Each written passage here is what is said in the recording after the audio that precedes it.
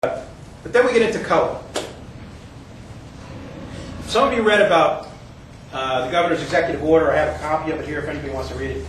And it was lauded in the papers as this wonderful, wonderful thing that's going to stop the development in the Highlands, and as the environment comes first, and that they're going to work with COAH.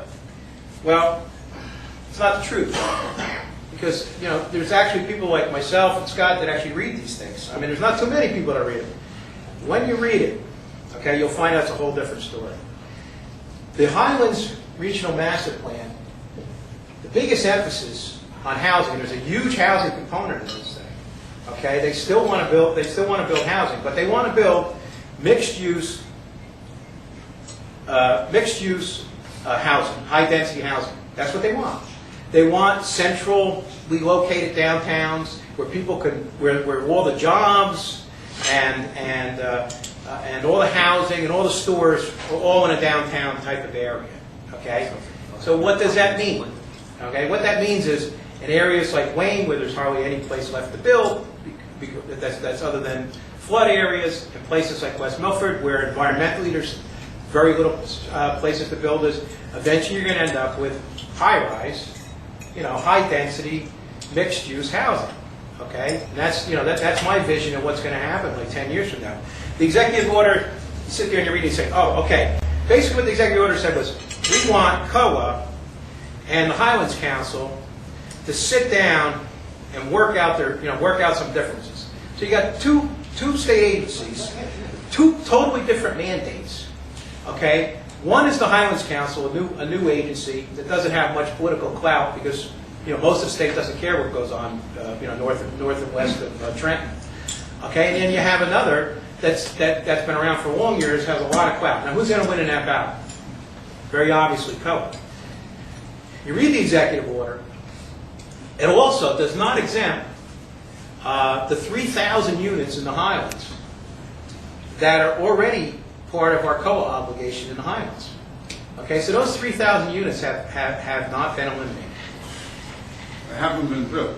They haven't been built, but we're still obligated. The whole Highlands region has a 3,000 quota up to today. So this went up to the date that this was approved. Okay, these new regulations, the executive order. So you still have the 3,000 units. On top of it, if the devil's always in the details. Is it 3,000 affordable? 3,000 affordable units. So you're talking 18,000. Yeah, 18,000 households. Yeah, 18,000 households. The other thing you have is we just had a situation where we tore down a building that employed there was a bunch of stores. So probably employed like 75 people. Now they're putting in a Walgreens. Okay, that's probably going to employ 50 people. But according to COAH regulations, that's a net.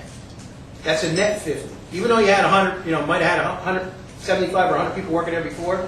So now we're obligated for the 1 for 25, I think, Scott? Way down. 1 for 16.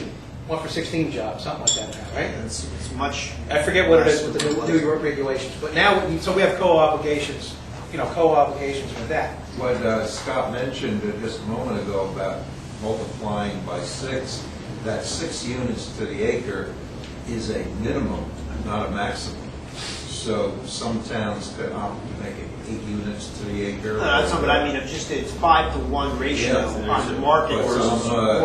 So I have to be doing something myself in another town, and we're doing 8 units, and as long as you're doing more than 6, COAH likes you. But of course, the new COAH regs don't take effect until next month sometime. It's October. Mm-hmm. October of this year, the new COAH regs go into effect. Then COAH takes the position, since they're being enacted in October, they take the position that they exist today. So they're not letting anything through unless you have the new regs. But there are 2 major lawsuits against it, so hopefully something will happen there. Right. Got 2 very important. I think we're involved in it. Scott, did Wayne Township opt in to one of the lawsuits? The league suit. Yeah. All of West Milford is in a water deficit sub-watershed, correct? So you would say okay, you can't build, right? There's not enough water. But what this executive order says is, once everybody has their plans in effect on how they're going to cope with the water deficit, then at that point in time you can start exploring, you know, your COAH obligations again. Okay, so you don't have to actually. So we don't actually have to. Actually, and this is one of the things that the environmentalists hit on a couple of days after it came out. You don't actually have to actually end up with positive water flow in your in your subwater at this point in time. There's no money. Very obviously, there's no money whatsoever, you know, for the funding of people who are going to lose value in regard to their land. My aunt and uncle owned 40 acres on Powerville Road in Booton Township. He was a World War II fighter pilot, bomber pilot, and as people know, that their life expectancy was not too good during World War II. It's something like you know, only 25% of them came back. He made it through all his missions. He came back. He was a good Catholic and had 13 kids. And he and my aunt, and they bought this farm basically, and you couldn't give them much, you know, while they're alive. They're both still alive. My uncle's 90 and my aunt's approaching, and their thought always was that at least when we go, the kids will have something. Legacy. You know, we can leave them this land. They can sell the land, and each one of our 13 children will get something out of this.